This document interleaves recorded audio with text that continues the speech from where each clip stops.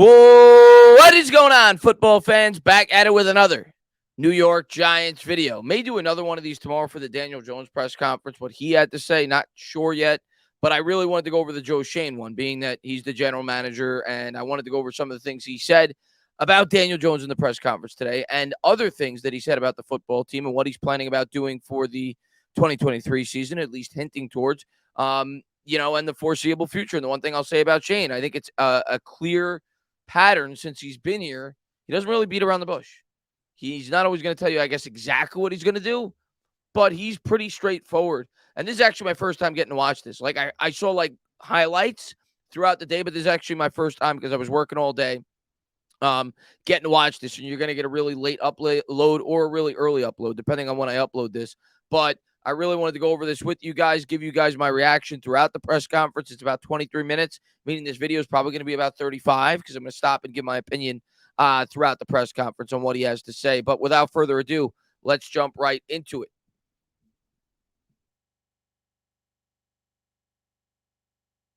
That everything is done. I was wondering if you could bring us inside the negotiation a little bit. Obviously, it went up to the deadline. It was a lot of talks last week or so. Just like, what were kind of sticking points and what got it over the goal line? Yeah, it started roughly, I think it was 3 weeks ago today when Athletes First, their group flew out here. We had a dinner initially, and they were actually in the building, the Thursday, Friday, for a couple of days. And we started our initial conversations then, and, then we kind of, went remote after that up until the combine. So we were in constant communication with them. Again, I use that, it was going to get worse before it got better. We started off, we were far apart, and then just over the days, weeks, hours, we eventually got closer, and, pretty much came all the way down to the finish line. I think literally it was like 3:54, the deal got done, and there's a lot of moving parts to it, but, without getting into, all the details of what was sticking points and whatnot, I thought for the most part at the end of the day, we'd get a deal done. Again, I said it all along that franchising him wasn't best for the franchise and it wasn't best for Daniel. So at the end of the day, I was pleased to get it done, but it definitely went up to the wire. You talked a lot about. Yeah, and we'll just real quick. I mean, it definitely went right up to the wire, right, guys? I was as nervous as everybody else. The fact that it went to 3:54, but again, he was straightforward. He said it about 2 weeks ago, a week ago, whatever it was, that he thought that franchise tagging Daniel Jones was not the best case scenario for the franchise in terms of his talking points. I mean, I think I talked about it in my contract video in terms of what my opinion, probably was in terms of what he was looking for with Daniel Jones, and I think in the end, it ended up being a good deal for both sides. About walk-away numbers and lines in the sand and that.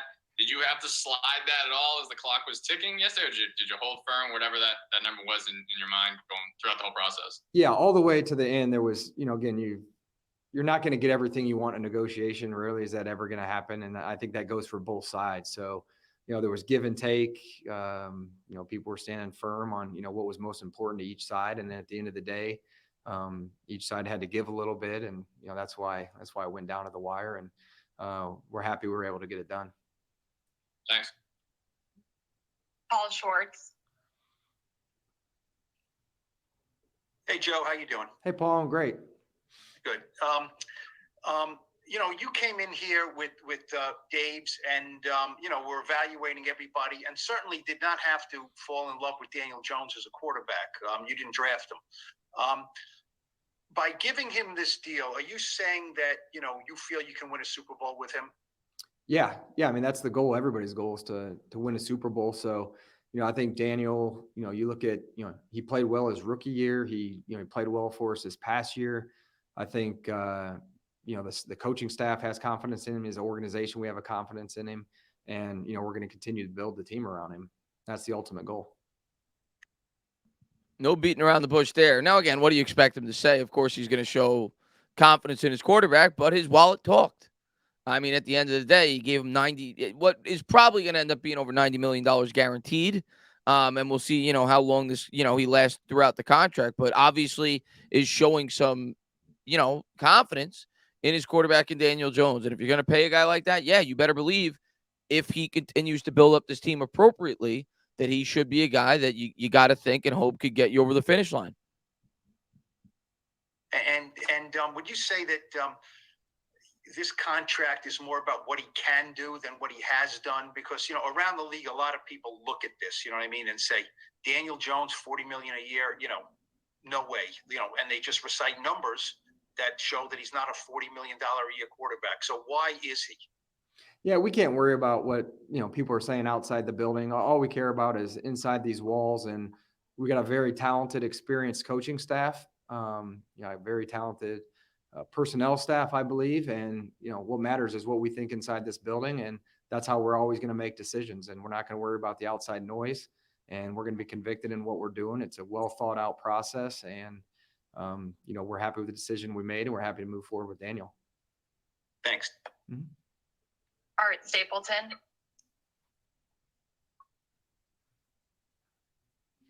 Hey, Joe. What's going on? Hey, Art, how you doing? Good. Two things, actually. One, did you put any pressure on yourself as the process moved along? The idea of you knew what you wanted to accomplish, you knew what you didn't want to happen. As it started getting closer, did you kind of have to dig in and maybe learn a little bit about yourself in this negotiation, as far as, how to handle it, how to deal with the emotions? We had just asked Daniel whether that was on the other side of the table or not.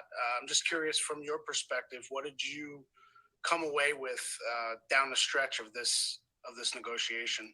Yeah, I think the quarterback deals are always going to be I talked to a couple general managers at the combine, and the quarterback deals are the difficult ones. And, we just went, I went through one a few years ago with Josh, and learned a lot from, how Brandon handled the situation, and also just dealing with, Kevin Abrams did a great job, Ed Triggs, Charles Tisch, Max Curran, Ty Sear, Sam, they all did a great job, whether it was stats in terms of where we were going with our incentives, contract structure, whatever it was, the negotiating part. They all did an amazing job. So, last year we didn't have a lot of money. So this is kind of my first time going through a major deal with, the team and the negotiating team that's here. And, they did a phenomenal job. So there was some learning there back and forth. Again, I know I'm stubborn. I know I like to dig in. So, some of that came out, probably different sides of me that, those guys haven't seen. But my experience I had in Buffalo was, I leaned on some of that. And then, again, it was a deal that we wanted to get done, and you got to be willing to be flexible in these deals. And I don't mean to cut him off, but I love that he's stubborn. As Giants fans, you should be happy that he's stubborn. He's not a guy that's going to be ripped off. But the one thing that really stands out to me with Joe Schoen that I absolutely love, the guy doesn't have an ego at all, right? He came in here, and he's willing to work with a lot of the players that he inherited. Daniel Jones being one of them. He's going to do what he feels is in the best interest of this football team, whether or not he gets all the credit or not. So kudos to him for doing what he felt was the right thing. And I love that he put his feet in the sand, and I love that he took it down to the final 354. Because in the end, if you ask me, Chris, who won this deal, I know the ESPNs of the world and the Fox Sports of the world are going to tell you that Daniel Jones did because he got $40 million. I disagree. I honestly think Daniel Jones would have gotten more than 84. I think $84 million in guaranteed money had he hit the open market. I really do. I think Joe Schoen did a good job, and I think in the end, Daniel Jones actually caved a little bit more than he probably thought he would.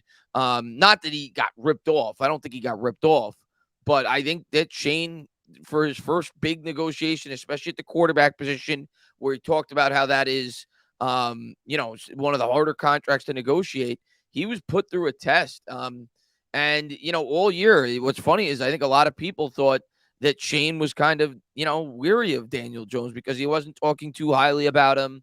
The fact that he didn't make any big acquisition at the deadline for a wide receiver.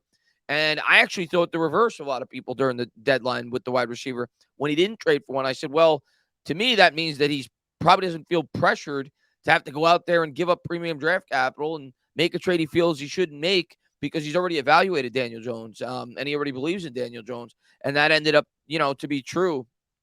But he never really tilted his hand throughout the year. If you notice, he never was really over the top in terms of his, praise for Daniel Jones. And I think that was strategic.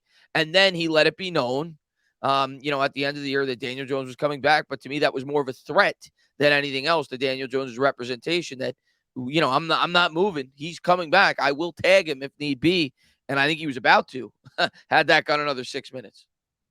And, that's how we eventually got it done, just being flexible and doing what's best for the franchise. And that's where I was I was at peace with whichever way we went with it at the end. And, whether it was franchise or getting the deal done, but ultimately my job is to do what's, best for the franchise and keep that in mind. And I think where we landed was best for both parties. Just one other quick thing. I had gotten this question a lot as the deadline approached yesterday. Did you guys have kind of a drop dead time where you said, you know what, we can't be messing around knowing that, Wi-Fi goes down and the tag doesn't go into the league office. We had that fax issue years ago with Dumerville. That came up. Like one of our guys was saying, I don't trust the Wi-Fi and we got to get this in. So yeah, that was real. Like we tried to, propose like, hey, noon deadline, like let's agree to something by noon. And then that way we don't have to scramble at the end. And that didn't happen. So we, went all the way to the deadline and, we were scrambling, we were prepared. We had several emails prepared, depending which way everything went. And, fortunately, I think the, best case scenario came to fruition. Thanks, Joe. Yeah. Thank you, Art. Connor Hughes. Yeah, Joe, obviously with you guys extending Daniel, you were able to franchise tag Saquon. So I was just wondering where things stand right now with him. Are you guys still negotiating? How are those negotiations going? And is there hope that you might be able to get something long-term done with him as well before the new league year begins? Yeah, I'm going to talk to Saquon today. I talked to him yesterday before, we put the franchise tag on him. So again, we've had deals out, whether it's the bye week or recently, and we're going to continue to negotiate. We love Saquon. He's a good teammate. He's a captain. He's a hell of a player. So, right now he's under the franchise tag. And, as we build the team and, continue with our offseason plan, we'll do what's best for the team. And, we're still mapping that out. Saquon's coming back. Saquon's coming back. He says we love Saquon. Like, to me, Shane has just been straightforward this whole process. But he ain't budging either. Like, Saquon's going to have to come back if he wants to get that extension. And I think in the end, and I said in my live stream yesterday, I think the deal with Saquon, if they do get this done, it's going to kind of mimic Daniel Jones's deal. So when I say that, I always like to talk like in percentages. When you look at the Daniel Jones deal, Daniel Jones got paid $19 million against the cap year one. His franchise tag would have been 32.4. So that's roughly like, I don't know, 60% of, what the franchise tag would have been. I would think it would be a similar structure for Saquon if they were able to work out, say, a 4-year contract. I think year one, it would probably be like $6 million instead of 10. So they could save $4 million on this year's cap, maybe $5 million, maybe it's 50%. And then year two, they would probably balloon it in a similar structure to that of Daniel Jones, where it would be a little bit higher than the franchise tag would be for Barkley in year two, maybe 14, because maybe the cap, maybe the franchise tag next year for running back will be like 12 or 13, maybe it'd be 14 or 15. That way it would give them a relatively easy out after 2 years with Saquon Barkley. I think they would do something very similar. Even if it was a 4-year deal for Saquon, say 28 guaranteed, maybe $50 million deal, something like that, maybe they would pay 20 up front and have like a $6 or $7 million dead cap hit, something like that. I could see with Saquon Barkley, but I think they would mimic it like Daniel Jones. Like, listen, we're giving you guys 2 years to see what you could be when we start to build up this team and see where you could take us. So that's how I currently see the Saquon Barkley thing probably playing out.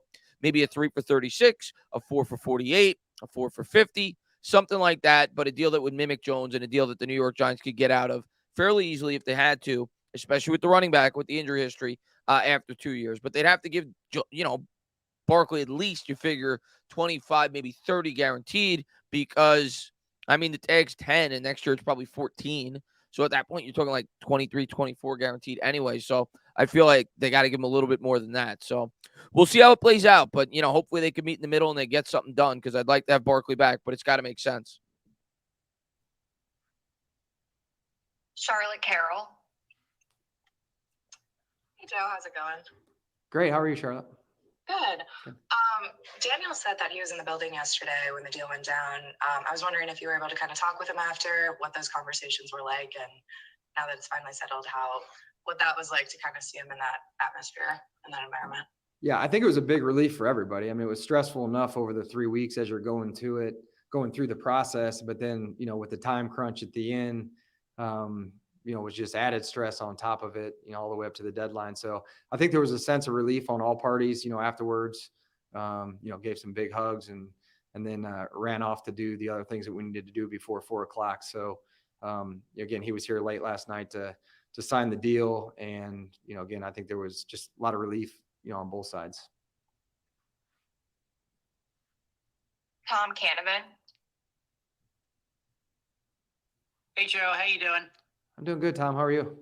Very good. For the fans, I mean, you can sit around and you can say the Giants went into free agency with $48 million or whatever the number is in cap space. And for the average guy, you're going to think, well, Daniel's getting 40, Saquon's getting 10. Do you have anything for anybody else? Can you explain to them how there's money available for other people? Yeah, with the salary cap and the signing bonus, like, again, where we were, the way we did Daniel's deal with the signing bonus, that spreads out over 4 years. And then his P5 is 9.5 this year. And then the proration of the signing bonus, which I think was 36. So, that's where we have money there. It's, everybody looks at the 40 number but that frees up some money. And then, we'll see what happens with Saquon. The franchise number is just over 10. If you extend him and there's a signing bonus involved, you could free up more cap space. There's other people, Dexter Lawrence is a guy. We've started talking with his representatives. He's on the 5th-year option. You could lower that number with a signing bonus. So the signing bonus allows you to spread the money over.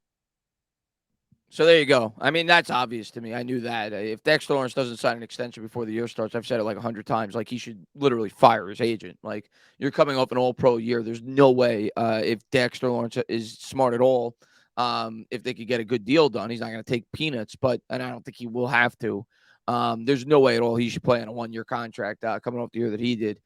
You look at the D-tackle market, the highest paid D-tackle, and I'm excluding Aaron Donald because he's on an island by himself, is $21 million. So I think that's where it starts with Dexter Lawrence. If I had to guess, he's young. He's coming off an all-pro year. The market's higher than it was before. So I'm thinking like $22 million a year for Dexter Lawrence if I had to guess. And he's probably going to get that. He's probably going to get like a 4-year, $88 million deal, maybe 5-year, $110 million deal. And we'll see what the guarantees are like, but expect that to happen. And like Shane said here, it could be a move where maybe it frees up some cap. Right now he's $12 million against the cap year one. Maybe they could structure in a certain way where maybe it's only 8 against the cap or something, 7 against the cap.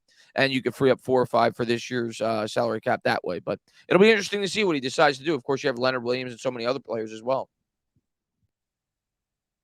The length of the contract up to 5 years. And, that's how you're able to lower the yearly amount that counts against the cap. And it leaves you money for everybody else. Yes. Thank you. Patty Traina. Hi, Joe. How are you? I'm great. How are you? I'm doing well, thanks. If you guys don't know, I'm on Patricia Traina's channel like every week. She's great. Locked On Giants podcast. She's awesome. I always get excited. And every time I listen to Patricia Traina ask Joe Schoen a question, you could tell Joe Schoen loves her. He always perks up. Like, look at his reaction to her compared to everybody. He's like, hey, Patty, how are you? Like, he loves her. So she's awesome. I just wanted to say that. Thanks. Joe, you mentioned that you've had conversations with Dexter Lawrence's reps, but I'm just wondering, with Daniel having fallen into place, Saquon the tag in place now, where do you stand with decisions regarding Kenny Golladay? Is he a pre-June or post-June? Good question. And also, what about Leo, who I think you had mentioned you were looking to maybe do something with him? Yeah, those are ongoing conversations. Like, we got back from the combine late Sunday night.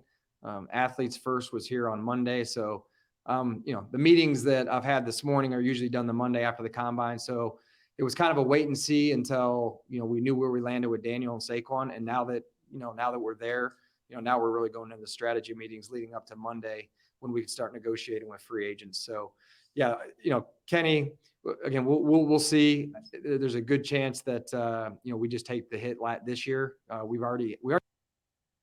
All right. So that's news. They take the hit this year.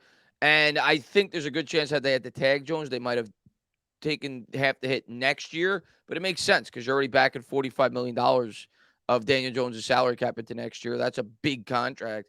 So you want to try to give as much wiggle room as you can for next year's cap. So it makes sense. They don't need the cap the way that they structured the Daniel Jones salary and how I envision them potentially structuring the Saquon Barkley salary. So it makes sense to just get it out of the way this year. So I actually agree with that decision at this point.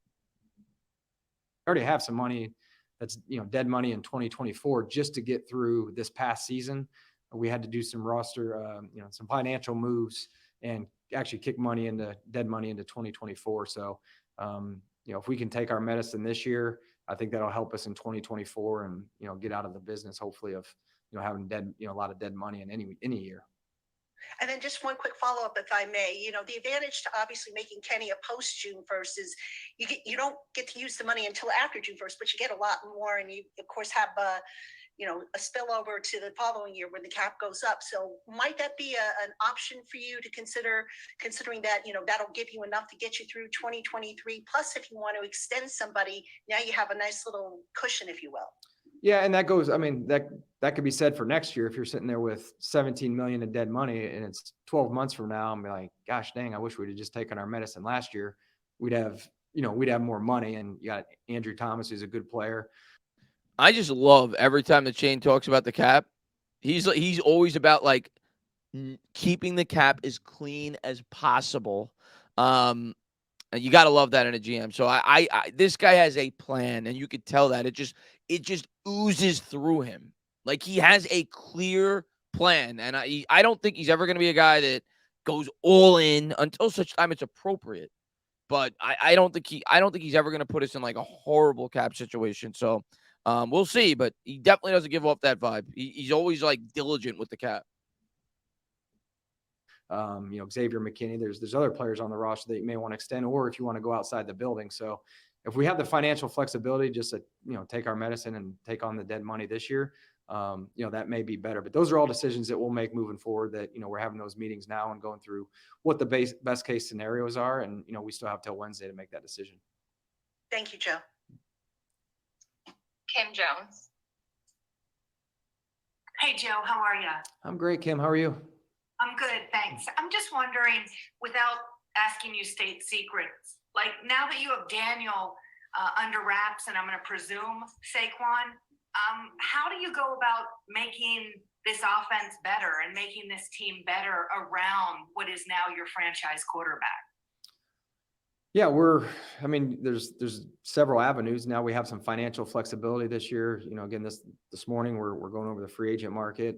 And again, I know people want to talk about offense and the receivers a lot, but we're still building a team, and often all three phases. We're going to look to upgrade, offensively, defensively, and our special teams units. So it's nice again to have the draft capital that we have, the financial flexibility we have to really start building this thing. I don't think I don't want to say this starts the build because we made some moves last year and through the draft and some waiver wire claims that are still going to be here, but this is finally where we have flexibility, draft capital, a second draft class, and we really start building this thing knowing that we have Daniel in place.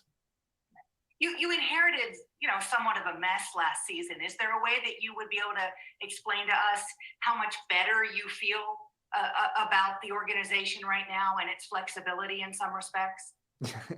Yeah, I'll give you a good example. We were just talking about a player. I won't name the position or anything. It's like, yeah, we're guessing his market might be 2.5. And I'm like, we can afford that. Like it's only 2.5. Like we can actually afford it. We're not shopping for minimum players anymore. So even players like that can be really good depth players will make us that much better. So yeah, just having the flexibility now to, be creative, go get players, it's maybe a little bit higher value, but, also being able to sign, whether it's tier 3 players, 2, 1, however you do it, just, we can map it out and there's players that we can go procure now that maybe we weren't in the past. So this offseason, a little bit, I still believe in, building through the draft and, we can sign guys in free agency to help the roster, but I still think with, Daniel and, Dexter coming down the road and some of the other players, like you're still going to need to build through the draft because I think there's going to be some players that are making good money on our roster. So it's still going to be important.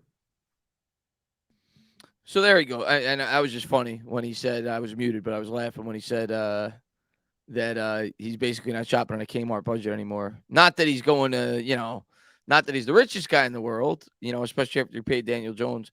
But I think he just kind of reiterates what he always does there, that he's going to spend in free agency this year a bit more. He's going to bring in a couple of players that he feels that could make, a pretty good impact for this team.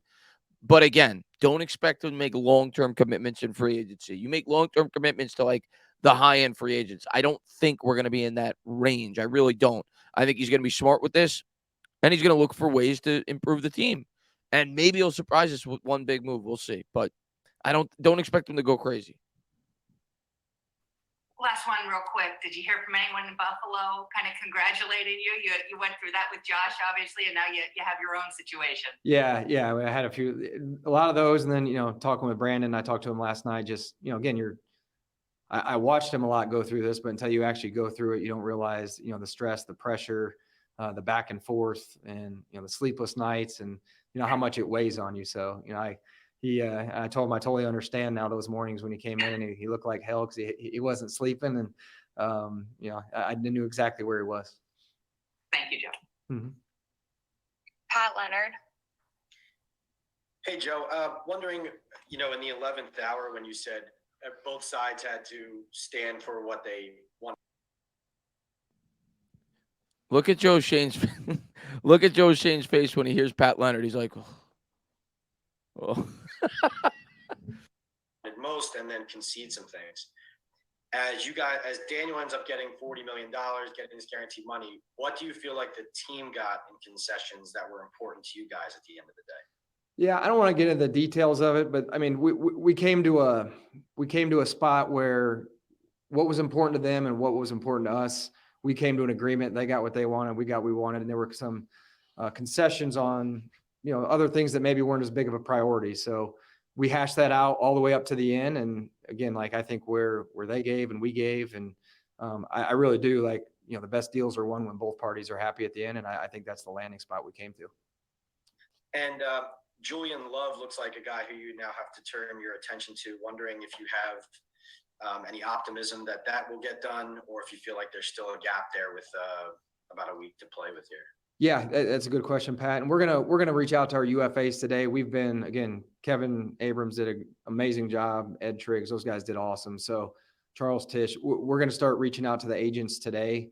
Kind of see where they are, where we are, and again, see if we can get something done before Wednesday when the new league year starts. So we'll be in constant communication with those guys over the next few days. I don't think Julian Love's coming back. The whole offseason, he's barely even mentioned by name. Even when he was just asked about Julian Love directly there, he didn't mention Julian Love. He said, we're going to reach out to all of our UFAs. Maybe I'll be wrong. I don't think that, unless his market is very low, I don't think Julian Love's coming back next year. One last one. Was how involved or not involved was John Mara in this deal actually happening at the end, getting done? How involved was he in the process? Yeah, no, John Mara, Chris Mara, Steve Tisch, they were, I got a text chain with them. I called them. I've talked to them. I kept them abreast since the beginning of the process. We started 3 weeks ago. So phone calls or text chains, just keeping them abreast on what was going on. Thanks. Yep. We'll take 3 more. Jordan Renan. Hey, Joe. What's going on, man? Hey, Jordan. How you doing? I'm good. I'm curious, how much time do you guys think that you and their side put in the last, I don't know, two or 3 days? I know they came out here Monday. Did you guys pull an all-nighter that night? How long were you working on it? And were there points where you guys separated and were like, man, I'm not sure we're getting there? Yeah, we were here late Monday night. Yeah, we were here late Monday night, back in early Tuesday morning. So, yeah, it was on our mind for, the last 72 hours. I would say the last 3 weeks, because we've been in constant communication, but them being here physically, we met with them, 9 straight days up to the end. So in person, 9 straight days of meetings. So yeah, that's a lot of time, whether it was at the combine or when they were here. So a lot of time, got a little dicey yesterday as it was getting close to 3:30, 3:40. There was part of me that we may not get to the finish line. And then, again, the last 4 or 5 minutes, we tied a bow on it, luckily. And then you said, both sides kind of stood ground on what was important to them. I'm curious, what was important to you when you went into this deal? Like, what did you want to get out of it and like a big picture?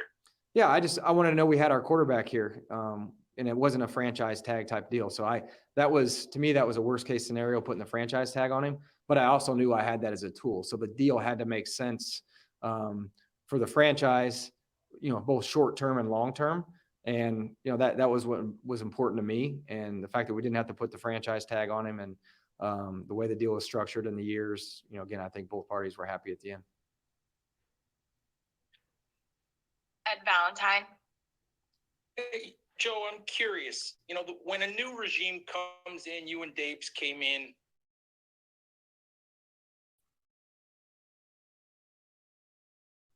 Last year, that there's a question about.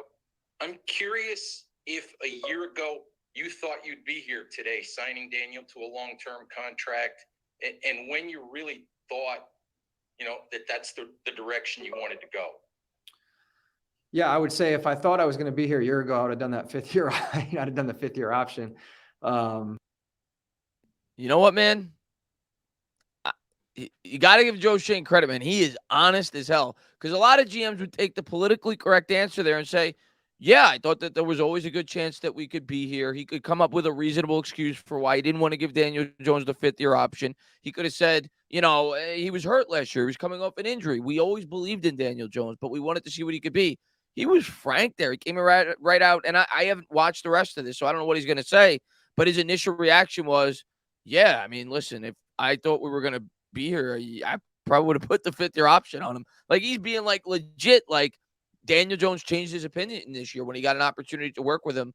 And so, the respect that he garnished from within the building. So I just love his honesty. It's great.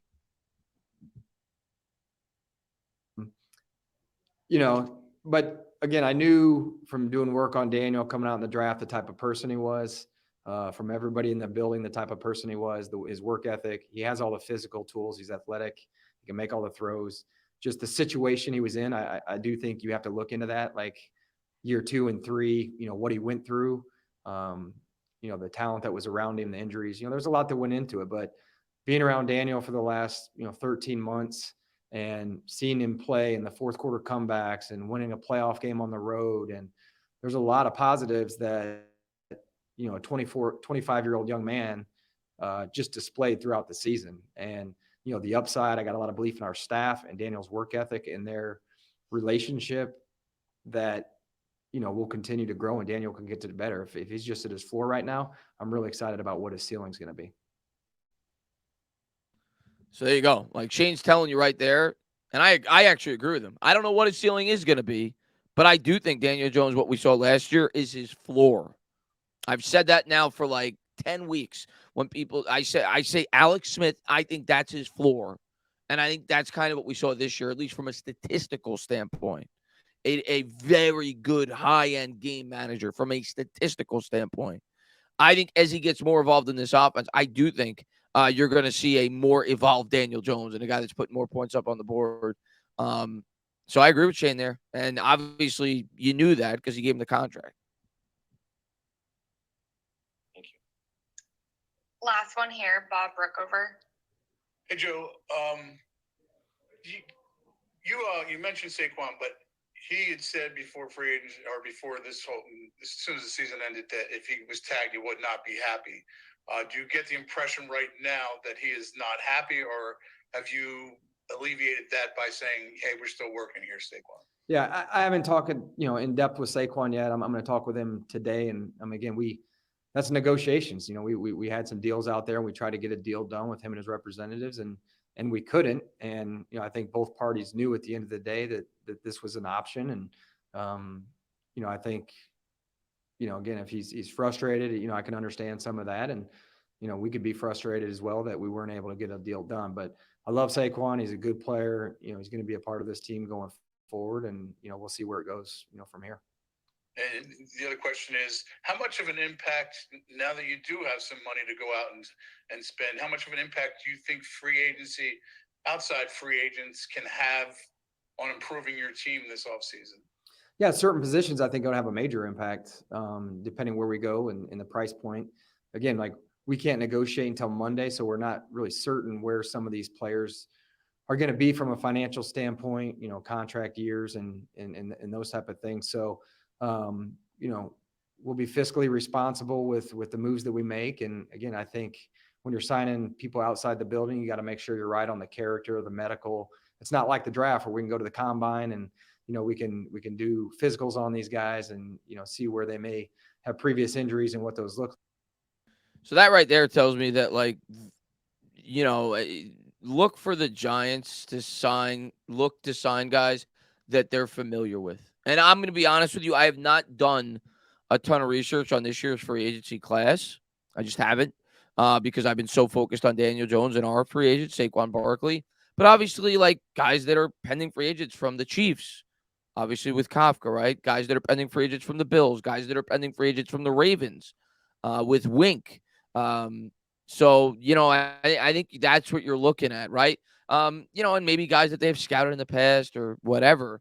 But that's what I think they're going to be looking at, guys that they have some knowledge about in terms of their work ethic from within the building. So I expect that. And also, I wouldn't expect them to go after guys, after what he just said, that have, a injury history, like a Kenny Golladay, right? So we'll see. But, I think he's giving you some hints there in terms of, what players they may be targeting. Like, and you don't get to interview them and go to their schools and all that stuff. So, we got to be diligent with our, research on the players, and then also be, like I said, be fiscally responsible with where you pay these guys. So we're gonna do our research, and I think we got some players targeted that will make impacts if the contract structure is right. And again, if not, we have plan B, C, and D if we need to go there. And then the one last thing, I'm just following up on Pat asking about Julian. You had said last week, some guys have been released. Let's see where the safety market is going. How do you feel about, without naming any names, this free agent safety market? Yeah, I think there's some depth there. I really do. So that's, again, it's not just when you're looking at the markets, you also I think you really need to look at the draft too. If it's let's say it's a deep safety market in free agency and there's some really good safeties in the draft, well, then sometimes that suppresses the market. So we'll take all that into account. If a player and their price gets out of hand, hey, we also know what the landscape of the draft looks like, and there's different avenues you can acquire players, and we'll make sure that we're aware of all those. All right, and that does it. Let me shrink it up. But that was the second time he was asked about Julian Love directly, and it's the second time he didn't mention him by name. Like when he was asked about Saquon Barkley, he said, "We love Saquon." Julian Love ain't coming back. I think we're gonna get a comp pick for Julian Love, but we'll see. Maybe I'll be wrong. Maybe the market won't be there. Maybe the safety market will be so rich that, like he was kind of saying, that maybe Julian Love is willing to come back here on a cheap deal. We'll see. I'm really intrigued now by free agency, though, after we got Daniel Jones and Saquon Barkley back. But I kind of just wanted to go over the press conference, touch on some of the things that he had to say. And I'm just really excited as a Giants fan that we have some direction, some forward direction, not just for the here and now, but it seems like with Daniel Jones for at least 3 years. Like, it's clearly apparent to me that Joe Schoen believes in this guy. And I'm excited. I'm excited to see what Brian Daboll could turn him into. As always, guys, if you liked what you watch, please subscribe, drop a comment, maybe give me a little thumbs up. Cheers.